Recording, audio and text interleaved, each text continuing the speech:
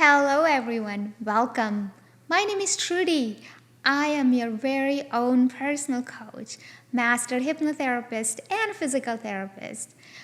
Today we're going to talk about some weight loss strategies and give you 4 tips that you can utilize and start losing weight starting today.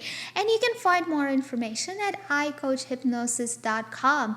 And I post my videos every week, and that helps you improve your well-being and your quality of life. So if you want to learn more about it, please subscribe down below.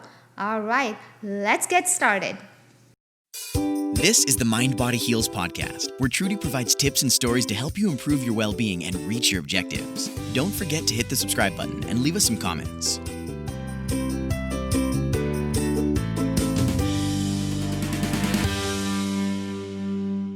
Have you been struggling with healthy food habits? Do you find yourself having good sense of responsibility for healthy food? However, at the end of the day, when you're frustrated, you find yourself in front of a takeout line, or you find yourself in front of an ice cream bowl at 10 p.m. at night. Do you find that it's very difficult for you to do at least 15 minutes of exercise a day? And sometimes we realize that we eat a lot more or we eat wrong food when our intention is not that. Well, I'll give you some strategies. I'll teach you 4 tricks that you can implement starting right now and start working towards quality of your life. All right, number 1 is communication strategies. We all know that we have a communication system that's set up from our body to our mind. When our body wants something, it tells us signal through feelings and tell us what we really need to do. And sometimes we don't really have a 100% interpretation of what our body is trying to tell us. For example, if you are bored at night and instead of understanding I'm bored and my body is asking me to do something different, something unique, or I need to challenge myself. Instead of that, if you think that my body is trying to tell me that I'm hungry and I eat a bowl of ice cream, so I actually feel good. However, the need for something different has not changed. So then I'm hungry and then I eat a little bit more. However, I think that by me eating a little bit more will satisfy that feeling and that feeling will calm down. But at the end of the day, it keeps growing and growing and growing. And then we keep hiding and hiding and hiding. So in my tip, let's go ahead and take a look at yourself and see what we are actually feeling. As a society, we're told not to feel certain feelings. So, for example, if I had a fight with my spouse and I'm feeling furious, I'm feeling angry, I tell myself, no, I should not feel angry. So what do? I hide it, I push it down. And instead of that, I go ahead and eat a bowl of ice cream. So what happens, that feeling of anger is still there, no matter how much I eat. And if this keeps going, I might have 100,000 extra calories in a year and have a whole lot of anger towards my spouse. So what can I do? Instead of me eating a whole lot more, let me take a look at myself and see where that anger is coming from. If that's a righteous anger, or there is something that I can do with my spouse to reduce that anger, then I'll save myself 100,000 calories a year and still resolve my marital issue. So that's a tip number 1. Be very, very cognizant about your feelings. Make sure you ask yourself, am I really, really hungry before you put anything in your mouth? And if it's anything other than hunger, go solve that feeling and do not eat. All right. Strategy 2, accountability system. First of all, we have to ask ourselves, do I really want to make a change? and I do want to make a change, then we have to go forward from there. Now, remember, if I have a habit of going to Starbucks or Dunkin' and get a coffee and a donut for my breakfast, so if I change my habit, I tell myself I do not want to eat that donut. So what happens? Your body is so used to having that experience of coffee and donut, something nice and hot, so your body is going to ask for it. Your subconscious has that expectation that I want X, Y, and Z, and it will do everything in its own power to make you have that coffee and donut. So it might tell you that, oh my God, just today, let me do it. Or I can afford it. I like that one. I want to go. I can go because I deserve it. These are all of those excuses. So I want you to pay attention to your own inner self and see if you find yourself into those excuses. Let me understand. What your subconscious is trying to do, it wants you to have that experience.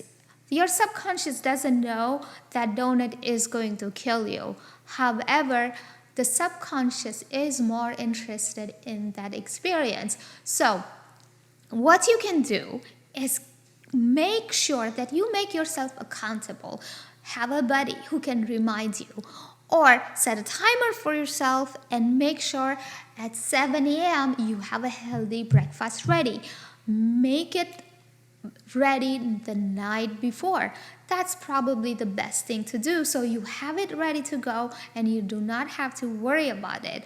So when you're accountable for your own self, you're more likely to adhere to your plan. Philippa Lally, a health psychologist researcher from London, had done some research about this particular thing, and he found that it takes about 66 days to form a habit. So if you're trying to change your habit from eating donut to eating something healthy, you're going to have to be patient with yourself for 66 days. It can take a little longer than 66 days, or it can take a little less time. However, during this time, you're going to have to persevere. And when you make yourself accountable, you got it. You have developed a neural pathway at the end of 66 days, and you have a different meaning assigned to your healthy breakfast instead of that donut. And after that, you don't really have to worry about it because the neural pathway has formed. So in short, when you want to change a habit, make yourself accountable for at least 66 days, and it will ensure that you are more likely to adhere to your liking or change a habit. Strategy 3, feel good reward system. So this is a little trick that I want to talk about. So let's, for an example, before you were having coffee and donut, and as soon as you have that, you felt amazing. So you had that reward system in your mind for that donut. I want you to have the same reward system in your mind for healthy breakfast. So how it works, after you have a breakfast that's very healthy and that's nourishing, I want you to take a second and think and tell yourself that, look, I am doing something positive for myself, and it's going to nourish my body because I want to do that. And as soon as we do that, it creates a positive meaning around it. And when you do that, it gets lodged in your subconscious mind. And when you do that all the time, you have a positive meaning towards that healthy food, and slowly you will have a negative meaning assigned towards that donut. So over time, you're going to have more liking towards healthy breakfast than donut. And then people will realize, well, how did you stop liking donut out of nowhere? It didn't happen out of nowhere. You did some work on yourself, and I am so proud of you. So, in short, have a reward system. Just because healthy breakfast wasn't your liking 10 years ago, it doesn't have to be now. Create a system and reward yourself to produce that dopamine in your brain. Andrew Herbert, who is a Stanford neuroscientist, he has done a whole lot of work on it. It's fabulous. I'm going to link some YouTube videos and his work down below. And last strategy 4, a review system. So, for example, let's say tomorrow you didn't have a self-control and you ended up going to Starbucks or Dunkin' and had that muffin or a donut. Then you're going to come home and really beat yourself up and tell yourself that, oh my gosh, I can't believe I blew it up. However, I want you to do something just for once. Instead of pushing yourself and blaming yourself and feeling so guilty about it, I want you to take a moment and understand that you did it. And what can you learn about it? So research shows that when you actually derive something from our negative experience and learn from it, it really doesn't have a negative effect of it. Instead of feeling guilty, I'm deriving what I can learn from that experience and implement the same thing next time when I have a desire for a donut. So you're more likely to not go for donut next time rather than going for donut. It's very easy. However, it works. All right, let's go ahead and do a recap. Number 1, communication strategies. Make sure you have a good communication with your body. Listen to what it wants to tell you. Great. Number 2, accountability strategies. Have a buddy system or make yourself accountable for your action at least for 66 days. Number 3, feel good reward strategy. Assign a different meaning to your new behavior and make sure it is positive. Number 4, review strategy. Create a system. And please be patient with yourself and learn a lesson from a mistake instead of judging yourself. So overall, in order for you to do something, you really have to desire that. And remember, you can do it. You just have to persevere and you will make it happen. I also want to find out if you have been successful and what strategies you have been using so other members in our community can derive help from you guys as well. Please don't forget to subscribe and hit that bell button if you like the video and you found that it is helpful. Till next time, my friends.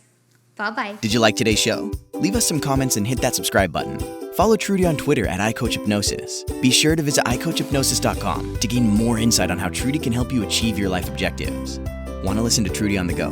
You can download the podcast from the store of your choice. Search for Mind Body Heals. Interested in supporting Trudy and the podcast? We welcome any donation as low as $1. Visit icoachhypnosis.com/donate.